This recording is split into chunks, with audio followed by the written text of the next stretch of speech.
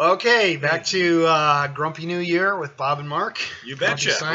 We're gonna catch up on all our emails. We've gotten three emails in a month. in the last month, and that just buries us. So yeah, I get that many every about 2 or 3 minutes. Yeah, my professional emails. So, of course, you just delete them all though. Without reading them. Yeah. Well, that's one way of dealing with them that I've found is very effective. It's being based on Ralph Waldo Emerson, who used to set his mail aside for 3 weeks on the assumption that if he opened it 3 weeks late, if it was important, it would still be important. And if it wasn't important, he could just throw it away. It's really a good way to go. So I follow Emerson on that. Transcendental. I try to go 12 hours or so without reading email. Yeah.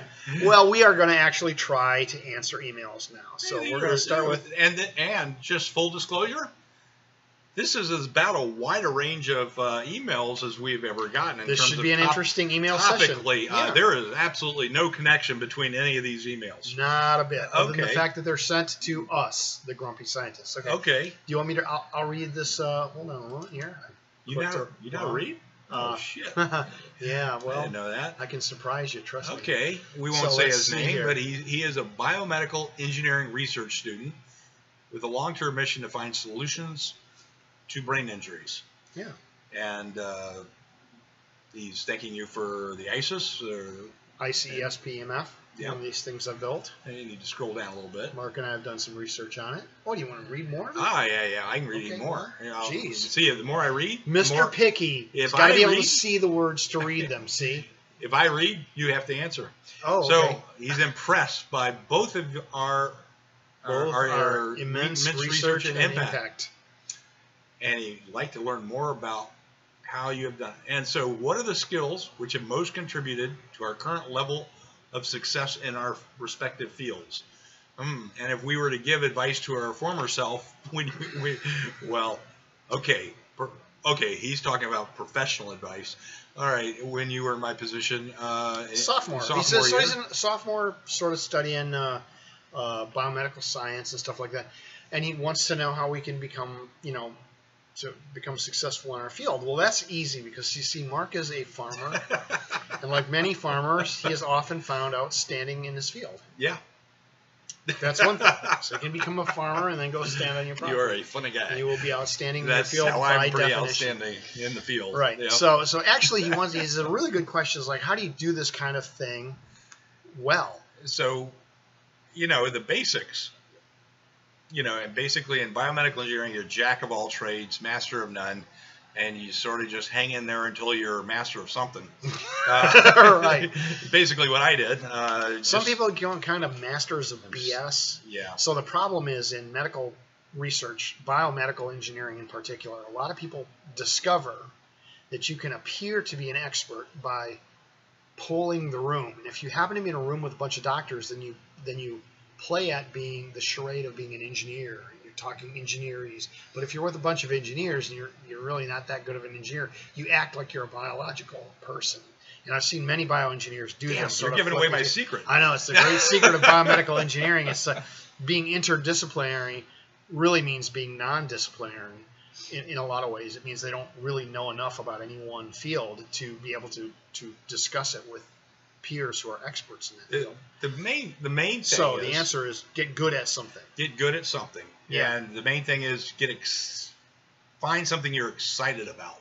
That's how you get good at something. Get really excited about whatever it is. It can be it's about one thing. Yeah, what he said here was I'm a biomedical engineering research student with a long-term mission to find solutions to a friend's chronic brain injury. So that's something to get excited about.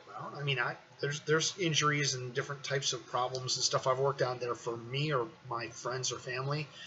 In fact, I would go so far as to say that a person probably shouldn't be funded for medical research unless it affects them. There's so many people who do research who just don't care if there ever is an answer. I think that being passionately engaged in it is probably the single most important thing. Is really waking up at 2 in the morning and writing ideas down about it and dreaming about it. You're doing the right thing, whatever that is, right? And it can be pure science. You don't have to be curing a disease. I mean, you can just explain why the heck something works that people don't understand. That's that's a very valuable Well, contribution. I think the best advice for that particular application is not going down any rabbit holes. Yeah. I mean, don't say, okay, this researcher. Okay, really, I have a secret. Really I'll smart. tell you my secret. Do you want to hear my secret? Yeah. Mark is exactly correct. Okay, so the problem with a lot of research is they say, well, all research begins in the library. One of my mentors used to say that, which means you can't do jack until you go to the library and you've read everything and memorized everything that everybody else has done. The problem with that is that then you tend to track that same way. It's what's called confirmation bias, okay? You're like, okay, well, Dr. So-and-so, Professor so-and-so said this, and so you become a disciple of these people, and you basically, your life becomes sort of trying to live on the coattails of something else that somebody else thought of 30 or 40 years ago. Now, when I start a new field, I like to do it, with a fresh set of eyes. So when I started tissue engineering, I knew roughly what I was doing, and then I spent 18 months working on it without reading a single paper on it. That's a fact. I spent 18 months and $18,000, a year and a half, $1,000 a month worth my total budget, and I ended up publishing about 20 papers out of that. And I ended up doing about 12 things that had never been done in tissue engineering before, pretty major things like building a self-contracting ventricle and a functioning nerve-muscle interface. It wasn't just me, it was students and other people working in my laboratory though on this. And I started the whole field without following other people. So that has been a problem because other people don't like that. Like other scientists like you to have a pedigree. Oh, he worked in Dr. So-and-so's lab at Mass General, right? And if you're not a member of their club, then they're very disinclined. Some of them, many scientists are good people, but some are, you got to be in their club. So I would say just what Mark said, which is don't go down any rabbit holes, but actually figure it out for yourself. Right. To a certain extent. It's all about problem solving. To a certain extent, that means make sure you understand the problem well enough and then stop reading about it. Figure something out. And you know what? Some of it you're going to overlap with what other people have already done. Richard Feynman did this as a physicist. When he was a teenager, he liked calculus so much that he stopped reading about it, and he developed his own calculus. So he actually had his own notation. And the interesting thing was he's probably the best physicist of the second half of the 20th century, Richard Feynman. And he developed his own calculus. And a lot of it was, he's overlapping with, Leibniz and Newton and everybody else. But some of it was new, right? And it's the same thing scientifically. If you're not following somebody else, you're going to stumble across some of the assumptions that they made that are wrong. So another piece of advice I give is that I've told every one of my students, you can make a very good living scientifically by simply testing other people's assumptions. Yeah. Which are very often wrong. Yeah. Right? I sort of went the same path. I just got into the science and never was smart enough to read all the papers. So I sort of... I was stuck at University of Michigan, which has one of the best library systems in the world. And I found that if I read all the papers and everything, I found myself kind of tracking right into the thinking that got them where they were 10 years ago. Because papers aren't new.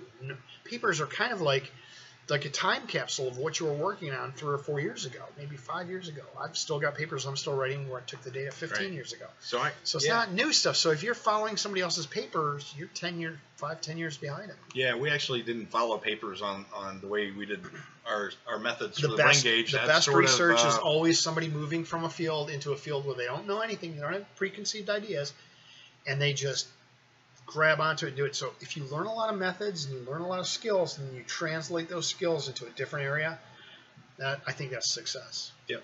It's my opinion. I think so. So we are delighted. We're in agreement on that. Yeah, we're delighted that our expertise, such as it is, our accomplishments, such as they are, was helpful to you. Somewhat. Summarized by ignore everybody else and just solve the problem by figuring out the problem. Be passionate about it. Figure it out yourself, and don't think that like papers are going to reveal the big secrets of the universe to you, because they're not. A lot of people don't. We need to talk about that more. A lot of people really, and by people I mean most scientists, really don't understand what a scientific paper really tells you. Yeah. We need to talk about that some more, because I've had some more thoughts on that. But anyway, so we'll go to the... Let's skip on down to the third one. Skip down to the third one. Okay. We'll save the other best one for last. So the second one, I will read this one, if that's okay. Yep. Hi, guys. I love your videos and am fascinated by this whole PEMF concept.